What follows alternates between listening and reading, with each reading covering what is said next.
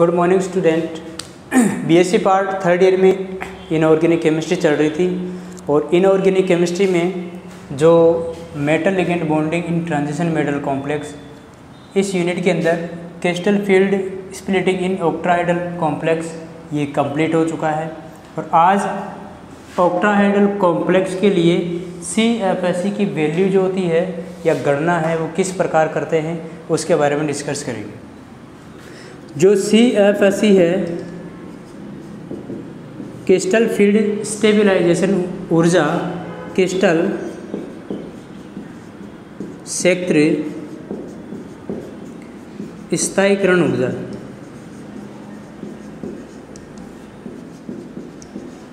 स्थायीकरण ऊर्जा, क्रिस्टल क्षेत्र स्थायीकरण ऊर्जा, इसके लिए फॉर्मूला मैंने बताया था आपको कि -0.4 x plus 0.6 y del octahedral plus a और y। यहाँ पर x, y और a और y क्या है? x क्या बताता है कि T2G कक्षक में प्रवेश करने वाले इलेक्ट्रॉन की संख्या, और ये क्या है? EG कक्षक में प्रवेश करने वाले इलेक्ट्रॉन की संख्या। ए क्या है? यहाँ पर ए है युग्मन या युग्मित इलेक्ट्रॉन की संख्या है। ए क्या है? युग्मित इलेक्ट्रॉन की संख्या। और पाई क्या है? औसत युग्मन ऊर्जा, एवरेज पेयरिंग एनर्जी और number of pairing electrons. Y क्या है कि EG कक्षक में एंटर करने वाले इलेक्ट्रॉन की संख्या, T2G में प्रवेश करने वाले इलेक्ट्रॉनों की संख्या। अब देखो इधर नोट, इस तरीके से ये CFSE की वैल्यू आप क्या है निकाल सकते हैं। अब देखो एक नोट है कि अष्टफलकीय जो क्षेत्र में CFSE की वैल्यू है वो किस तरीके से आप निकाल सकते हैं, या फिर उसके निकालने के लिए आपको किन किन ऊर्जाओं के बारे में जानकारी आवश्यक होती है, तो उसके बारे में लिखते हैं। अष्टफलक जो ऑक्टाहेड्रल है क्षेत्र में CFSE की गणना करने से पहले निम्न ऊर्जाओं की जानकारी आवश्यक है। ये कौन कौन सी ऊर्जाएं हैं जिनकी जानकारी अष्टफलकीय क्षेत्र में जो CFSE की वैल्यू है उसकी गणना करने के लिए आवश्यक है। तो जो फर्स्ट एनर्जी है वो है आपकी फर्स्ट एनर्जी डेल ऑक्टाहेड्रल विपाटन ऊर्जा, और सेकंड है आपकी पाई या औसत युग्मन ऊर्जा। अब औसत युग्मन ऊर्जा जो होती है, औसत युग्मन ऊर्जा ये है क्रिस्टल फील्ड स्प्लिटिंग एनर्जी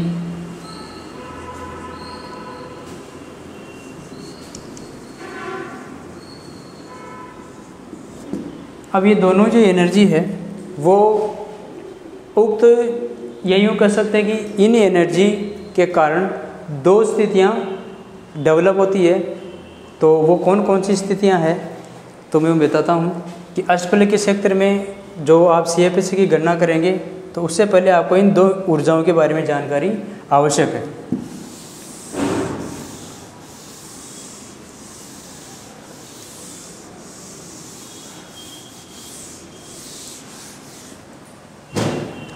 तो ऐसे लिखेंगे,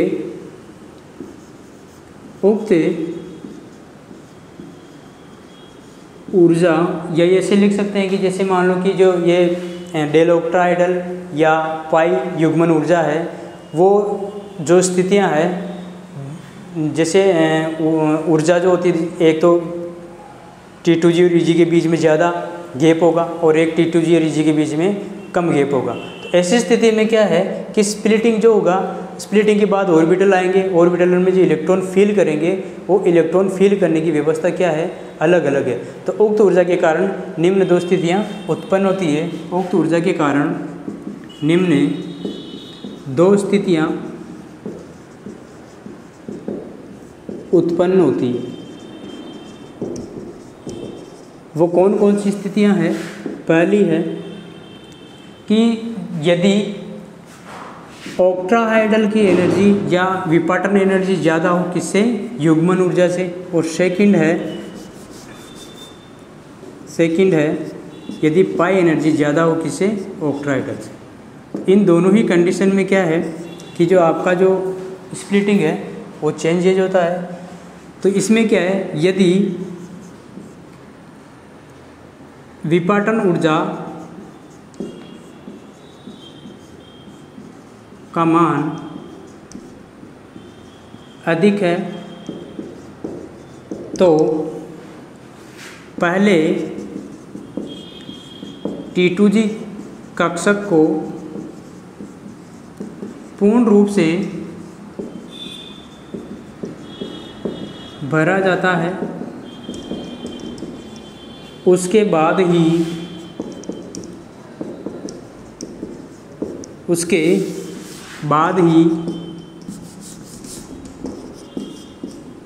EG कक्षक में इलेक्ट्रॉन भरे जाते हैं। कहने का मतलब क्या हुआ कि जैसे T2G कक्षक है उसमें 3 ऑर्बिटल है, तो 6 इलेक्ट्रॉनों को उसमें भरने के बाद जो 7वां इलेक्ट्रॉन आएगा वो किस में जाएगा?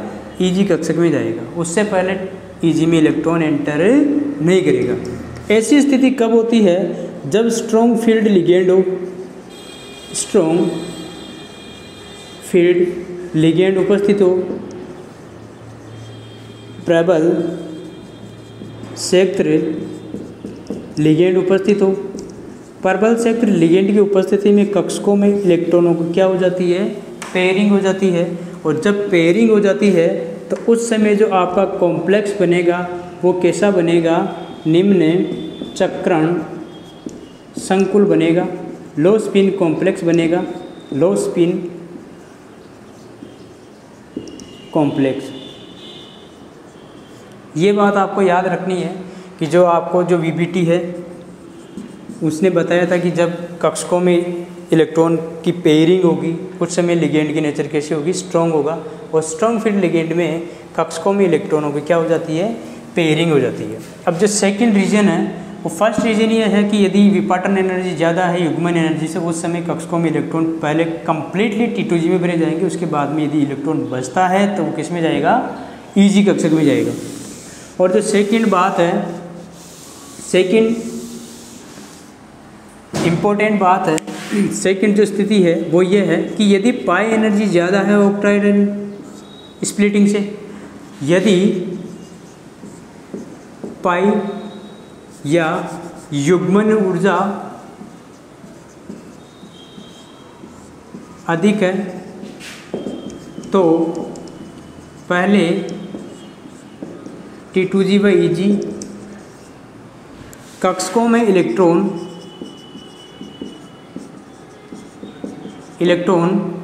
अयुग्मित रूप से एक एक भरे जाते हैं, अयुग्मित रूप से भरे जाते हैं तथा फिर युग्मन किया या युग्मित, या फिर ऐसे लिख सकते हैं कि अगला इलेक्ट्रॉनों को फिर युग्मन के लिए भरा जाता है। तो इस कंडीशन में क्या हुआ कि लो या वीक फील्ड लिगेंड, दुर्बल क्षेत्र लिगेंड होगा। दुर्बल क्षेत्र लिगेंड की उपस्थिति में कक्षकों में इलेक्ट्रॉनों की पेयरिंग पॉसिबल नहीं होती है। पहले एक एक करके इलेक्ट्रॉन फील करते हैं और यदि फिर भी बच जाता है इलेक्ट्रॉन फील करने के बाद 5 इलेक्ट्रॉन, तो उसके बाद में आप क्या कर सकते हो? पेयरिंग कर सकते हो। और जब दुर्बल क्षेत्र लिगेंड हो तो आपका जो कॉम्प्लेक्स बनेगा वो कैसा बनेगा, हाई स्पिन कॉम्प्लेक्स बनेगा, high spin complex. High spin complex आपका फॉर्म करेगा उच्च चक्रण संकुल, उच्च चक्रण संकुल। तो उच्च चक्रण संकुल बनने के साथ साथ में बहुत सारी प्रॉपर्टी निकल के आती है, जैसे मैग्नेटिक प्रॉपर्टी है या कलर्ड प्रॉपर्टी है। ये बहुत सारी प्रॉपर्टी इस तरीके की दुर्बल क्षेत्र लिगेंड में इंक्रीज प्रॉपर्टी से हो जाती है। जैसे मैग्नेटिक प्रॉपर्टी बढ़ जाती है, आपको पता है कि मैग्नेटिक प्रॉपर्टी किस पर डिपेंड करती है, अनपेड इलेक्ट्रॉनों पर डिपेंड करती है। किसी भी कॉम्प्लेक्स कंपाउंड रंगहीन होगा या कलरफुल होगा वो किस पे डिपेंड करता है, अनपेड इलेक्ट्रॉनों के ऊपर डिपेंड करता है। और अनपेड इलेक्ट्रॉन होंगे तो भी उसमें ट्रांजिशन पॉसिबल होगा। तो जैसे एक कॉम्प्लेक्स बनाते हैं greater than of del octahedral of 5 और लेस देन ऑफ 5। तो जैसे ये डी कक्षक है जो 5 है और पाँचों में कितने इलेक्ट्रॉन फील हो रहे हैं, 6 इलेक्ट्रॉन फील हो रहे हैं, 2 3 4 5 6। अब ये इस तरीके से इनकी स्प्लिटिंग होती है T2G और EG में। ये T2G है और ये EG कक्षक है। ऐसे की ऐसी स्प्लिटिंग इधर भी हो रही है, क्योंकि अपन 2 एनर्जी के बारे में चर्चा करेंगे, उनको एक्सप्लेन करेंगे। 2 ऊर्जा जो अपन ने भी पढ़ी थी, स्प्लिटिंग एनर्जी और युग्मन ऊर्जा। तो देखो इधर कि यहाँ और यहाँ ये डेल ऑक्ट्राहाइड्रल है और यहाँ से यहाँ तक ये भी क्या है, डेल ऑक्ट्राहाइड्रल है। इस केस के अंदर आपने देखा था कि डेल ऑक्ट्राहाइड्रल किससे ज़्यादा है, पेयरिंग एनर्जी से ज़्यादा है, युग्मन एनर्जी से ज़्यादा है। और यहाँ पर पेयरिंग एनर्जी किससे ज़्यादा है, विपाटन या स्प्लिटिंग एनर्जी से ज़्यादा है। इस कंडीशन में मैंने बताया था कि कक्षकों में इलेक्ट्रॉन भरने का जो ऑर्डर होगा, पहले कम्प्लीटली T2G भरेंगे, उसके बाद में यदि युग्मन के बाद कोई एक्स्ट्रा इलेक्ट्रॉन होता है वो किस में जाएगा, EG कक्षक में जाएगा। तो ये T2G है। जैसे इसके एग्जाम्पल की बात करें तो ये ले सकते हैं एग्जाम्पल, और इसका एग्जाम्पल की बात करें तो ये ले सकते हैं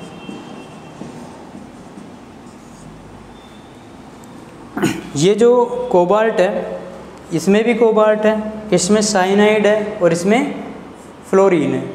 तो फ्लोरीन और साइनाइड ये तो प्रबल क्षेत्र लिगेंड है, या इसको यूँ बोल सकते हैं कि स्ट्रॉन्ग फील्ड लिगेंड, और इसको बोल सकते हैं वीक फील्ड लिगेंड। अब वीक फील्ड लिगेंड की उपस्थिति में आपका कॉम्प्लेक्स बनेगा, कैसा बनेगा, हाई स्पिन कॉम्प्लेक्स बनेगा, और इसमें लो स्पिन कॉम्प्लेक्स बनेगा, ये आपको पता है। अब लो स्पिन कैसे बनेगा कि जैसे 2 इलेक्ट्रॉन है, इसको मैंने इस तरीके से फील किया है, 1 2 3 4, तो इन चारों को मैं क्या करूँगा, पेयर। अब 7वां इलेक्ट्रॉन यहाँ होता तो कहाँ जाता, इसमें जाता। अब जबकि इसमें क्या बात है कि इसमें दोनों में T2G और EG में अनपेड इलेक्ट्रॉनों को एक एक करके भरा जाता है, तो 1 2 3 4 और 5। अब एक इलेक्ट्रॉन और बच गया है, तो एक इलेक्ट्रॉन को कहाँ फिल कर देंगे, यहाँ पर 2 3 4 5 6, 1 2 3 4 5 6 6 इलेक्ट्रॉन हो गए, डी ऑर्बिटल है। तो इस समय देखो जो मैंने फर्स्ट रीजन लिखाया था आपको, उसमें बताया था कि सर्वप्रथम जैसे डेल ऑक्ट्राहाइड्रल का मान ज़्यादा है तो उस समय आपको T2G कक्षों को पूर्ण रूप से क्या करना पड़ेगा, भरना पड़ेगा। और उसके बाद में यदि एक्स्ट्रा इलेक्ट्रॉन बच जाता है तो वो किस में जाएगा, EG में जाएगा। इसमें मैंने बताया था कि पहले एक एक करके इलेक्ट्रॉन भरते हैं T2G और EG में समान रूप से, उसके बाद में जो इलेक्ट्रॉन बचेंगे उसको क्या करेंगे, T2G में पेयरिंग कराएंगे। ये आपका बेरी सेंटर है, इसमें भी आपका बेरी सेंटर है। तो यूँ कह सकते हैं कि यहाँ से यहाँ तक एनर्जी क्या है, ज़्यादा है, तो डेल ऑक्ट्राहाइड्रल ज़्यादा है, इसमें एनर्जी कम है, इसलिए इसकी युग्मन ऊर्जा ज़्यादा है डेल ऑक्ट्राहाइड्रल की तुलना में। अब देखो इसमें CFSE की जो वैल्यू है वो ऑक्ट्राहाइड्रल कॉम्प्लेक्स के अंदर किस तरीके से आप निकाल सकते हो, गणना करते हो। अब कुछ इलेक्ट्रॉनिक कॉन्फ़िगरेशन की मैं बात करूँगा और उनके लिए CFSE क्रिस्टल क्षेत्र स्थायीकरण ऊर्जा है उसको निकालेंगे।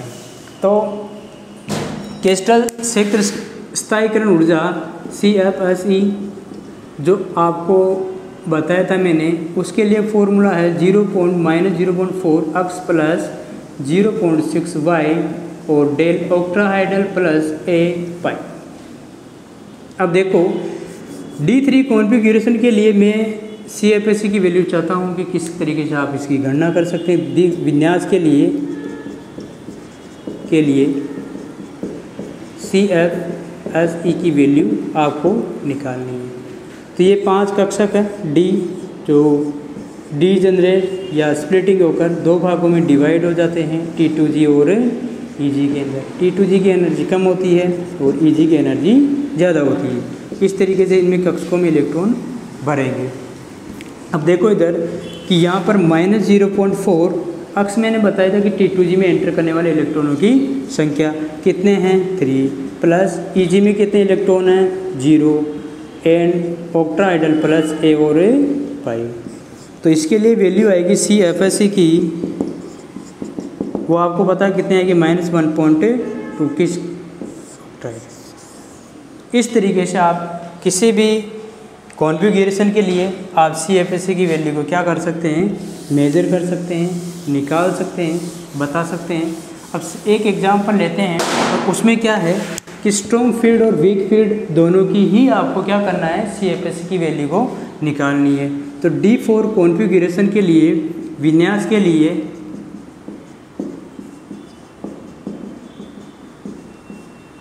CFSE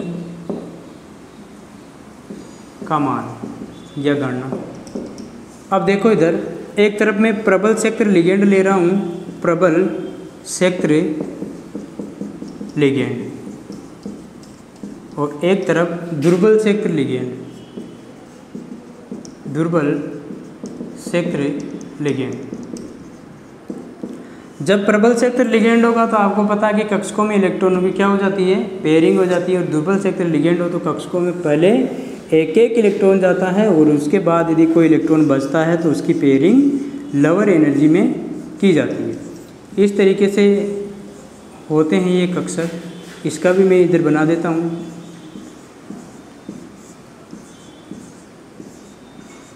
ये कंप्लीट हो गया। अब D4 के लिए कितने इलेक्ट्रॉन है इसमें, D में 4 इलेक्ट्रॉन। अब 4 इलेक्ट्रॉन है प्रबल क्षेत्र में है तो पहले तो एक एक करके इसमें इलेक्ट्रॉन भरेंगे। अब एक इलेक्ट्रॉन और बचा हुआ तो इसको मैं क्या करूँगा, यहाँ इसकी पेयरिंग करवा दूँगा। तो ये EG है और ये T2G है। यहाँ पर भी 4 इलेक्ट्रॉन है और पहले क्या करेंगे, T2G और EG में समान रूप से इलेक्ट्रॉनों को क्या करेंगे, भरेंगे, क्योंकि कौन सा क्षेत्र है, दुर्बल क्षेत्र। और इसके लिए क्या होता है कि युग्मन ऊर्जा क्या होती है, ज़्यादा होती है। इसके लिए क्या होता है, del octahedral is greater than of pairing energy. अब देखो इसमें -0.4 x plus 0.6 y del octahedral plus A और पाई CFSE। अब इसमें देखो 0.4 इंटू कितने इलेक्ट्रॉन है 4, plus 0.6 into 0 del octahedral plus A और पाई। अब देखो इधर कितनी हो जाएगी, इसके लिए -1.6 डेल ऑक्टाहाइड्रल, इसके लिए 0 हो जाएगी। डेल ऑक्टाहाइड्रल पाई इलेक्ट्रॉन कितने हैं 1 प्लस 1 पाई इलेक्ट्रॉन। तो ये इसके लिए क्या आ गई, CFSE क्रिस्टल क्षेत्र स्टेबलाइजेशन ऊर्जा आ गई। इसके लिए देखते हैं कि 0.4, इसके लिए क्या हो जाएगा, -0.4 इंटू कितने इलेक्ट्रॉन है 3 plus 0.6 plus into 1 del octahedral plus A और पाई कितने आ जाएगी, इसके लिए 1.2 माइनस प्लस 0.6 कितना आ जाएगी, equal to -0.6 del octahedral plus 0 क्या है, इसके लिए CFSE का मान कितना आ गया, -0.6 डेल ऑक्टाहाइड्रल प्लस 0। युग्मन एनर्जी या फिर युग्मित इलेक्ट्रॉनों की संख्या क्या है, यहाँ पर 0 है। ऐसा का ऐसा ही कॉन्फ़िगरेशन में D5 के लिए लेता हूँ, स्ट्रॉन्ग फील्ड की उपस्थिति में और वीक फील्ड की उपस्थिति के अंदर। D5 कॉन्फ़िगरेशन D5 में क्या है कि 5 इलेक्ट्रॉन प्रेजेंट है। अब 5 को यहाँ भरेंगे इस तरीके से, 5 हो गई, 2 4 और 1 5 को इस तरीके से भरेंगे। इसमें 1 2 3 4 और 5। अब इसके लिए CFSE की मेन वैल्यू क्या हो जाएगी, -0.4 into 3 plus 0.6 into 2 del octahedral plus a और पाई। इसके लिए क्या हो जाएगा, -0.4 into 5 plus 0.6 into 0 del octahedral plus a और पाई। यहाँ देखो CFSE की वैल्यू कितनी हो जाएगी, 2.0 माइनस प्लस 0 डेल ऑक्टाइडल, जैसे डायरेक्टली लिख लो, डेल ऑक्टाइडल प्लस 1 और 2 पाई इलेक्ट्रॉन है। ये इसके लिए CFSE की वैल्यू आ जाएगी। स्ट्रॉन्ग फील्ड के लिए ये आ जाएगा और वीक फील्ड के लिए क्या हो जाएगा, -1.2 प्लस 1.2। तो कितना आ जाएगा इसके लिए CFSE का मान 0, डेल ऑक्टाइडल CFSE का मान कितना आ जाएगा इसके लिए 0 आ जाएगा। नेक्स्ट ऐसे ही एक उदाहरण लेते हैं D6 का। तो D6 में यहाँ कितने हो जाएंगे, 6 इलेक्ट्रॉन हो जाएंगे। तो इधर क्या हो जाएंगे 6, इधर 2.4, इधर कितने पाई इलेक्ट्रॉन हैं 3। तो इसके लिए क्या है, पाई इलेक्ट्रॉन 1 2 3, ये 3 पाई इलेक्ट्रॉन हो गए। इसमें देखो D6 के लिए अब एक पेयरिंग एनर्जी है। अब एक इलेक्ट्रॉन को मैंने पेयरिंग करवा दिया T2G के अंदर, ये T2G है और ये EG है। तो यहाँ पर क्या है कि इलेक्ट्रॉनों की संख्या कितनी है, 2 और 2 तो 4, और इधर ऊपर 2 ही है। तो कितने हो जाएगी 1.6 और 1.2, तो कितनी आ जाएगी इसके लिए CFSE की वैल्यू 1.6, तो -0.4 डेल ऑक्टाइडल और प्लस 1 पाई ये आ जाएगी इसके लिए। अब देखो इधर एक कॉन्फ़िगरेशन ऐसा लेते हैं जो यहाँ पर भी इलेक्ट्रॉन प्रेजेंट हो, है ना। तो उसके लिए क्या है, कॉम्प्लेक्स में इलेक्ट्रॉनिक कॉन्फ़िगरेशन ऐसा हो जो EG के अंदर भी एक इलेक्ट्रॉन हो। तो ऐसा कॉन्फ़िगरेशन किसी भी कॉम्प्लेक्स कंपाउंड कौन सा होता है, D7 का होता है। तो ये हो गई 1 2 3 4 5 6 और 7। तो 6 तो ये हो गई, एक इलेक्ट्रॉन यहाँ चला गया, 1 2 3 4 5 6 और 7। तो ये एक इलेक्ट्रॉन हो गया पेयरिंग के अंदर। इसके लिए CFSE की वैल्यू किस तरीके से निकालेंगे, -0.4 into 2 4 6 plus 0.6 into 1 del octahedral plus a pi. तो -2.4 प्लस 0.6, इसमें से माइनस निकालेंगे तो कितना आएगा, -1.8 डेल ऑक्टाइडल प्लस 3 पाई। ये CFSE की वैल्यू है, ये CFSE की वैल्यू इसके लिए है। इसके लिए क्या है कि CFSE की value 0.4 minus into 2 4 1 5 plus 0.6 into 2 del octahedral plus a और पाई। तो कितना हो जाएगा, -2.0 प्लस 1.2। तो इसको सोल्व करेंगे तो कितना जाएगा, 0.8 डेल ऑक्टाइडल प्लस 2 पाई। ये इसके लिए CFSE की क्या आ जाएगी, वैल्यू आ जाएगी। इस तरीके से आप क्या है, किसी भी अष्टफलकीय संकुल में प्रबल क्षेत्र लिगेंड की उपस्थिति में और दुर्बल क्षेत्र लिगेंड की उपस्थिति में आप क्या कर सकते हो, क्रिस्टल क्षेत्र स्थायीकरण ऊर्जा को आप निकाल सकते हो। तो यहाँ देखो इधर T2G और T2G। अब यहाँ पर क्या है कि पेयरिंग ज़्यादा हो रही है और यहाँ पर पेयरिंग ही कम हो रही है। तो कहने का मतलब क्या है कि जब ऑक्टाइडल एनर्जी ज़्यादा है तो उस समय प्रबल क्षेत्र लिगेंड की जैसे ही कॉम्प्लेक्स व्यवहार करेगा और उसके लिए डेल ऑक्टाइडल या विपाटन एनर्जी ज़्यादा होगी। विपाटन एनर्जी ज़्यादा होने के कारण लोअर एनर्जी से इलेक्ट्रॉन हायर एनर्जी में नहीं जा पाता है।